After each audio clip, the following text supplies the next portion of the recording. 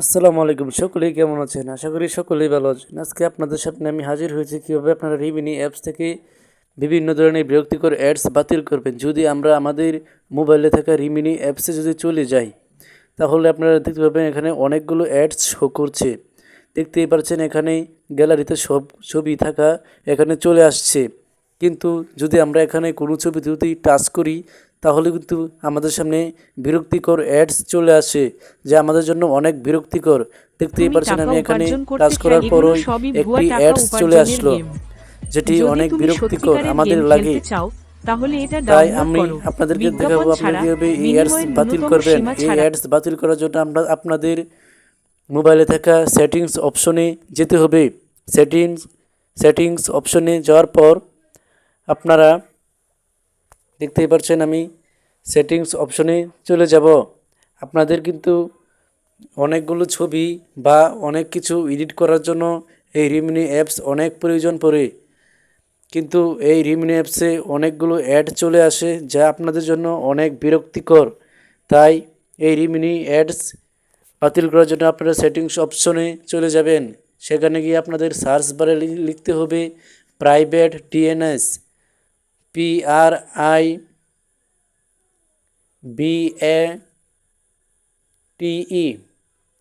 Private DN. দেখতেই পাচ্ছেন এখানে চলে আসলো। আমি এখানে ক্লিক করলাম। এখানে ক্লিক করার পর আপনারা প্রাইভেট ডিএনএস অপশনে ক্লিক করবেন। প্রাইভেট ডিএনএস অপশনে ক্লিক করার পর এখানে দেখতেই পাচ্ছেন অটোমেটিক, এই অপশনটি কিন্তু আপনার চালু করা রয়েছে। তবে এই অপশনটি চালু থাকলে কিন্তু আপনার রিমিনি অ্যাপসে অ্যাডস চলে আসে। তাই আমি private DNS provider host name এটা সিলেক্ট করলাম এবং এখানে টেক্সটে লিখলাম dns.adgard.com। এটা লিখতে হবে ADGUARD adgard.com। দেখতেই পাচ্ছি COM.com adgard.com। এটা লিখে আপনি সেভ অপশনে ক্লিক করবেন। দেখতেই পাবেন আপনার কাজ এখানেই শেষ। আপনার মোবাইলে থাকা আর কোনো অ্যাডস শো করবে না রিমিনি অ্যাপসে। এটা এখানে সেভ হয়ে গেল। দেখতেই পাচ্ছেন আমি এখন আমার মোবাইলে থাকা রিমিনি অ্যাপসে আমি চলে যাব। সেখানে কোনো অ্যাডস শো করবে না এবং আমাদের বিরক্তির কারণ হবে না। তাই আমি সেখানে রিমিনি অ্যাপসে প্রবেশ করলাম।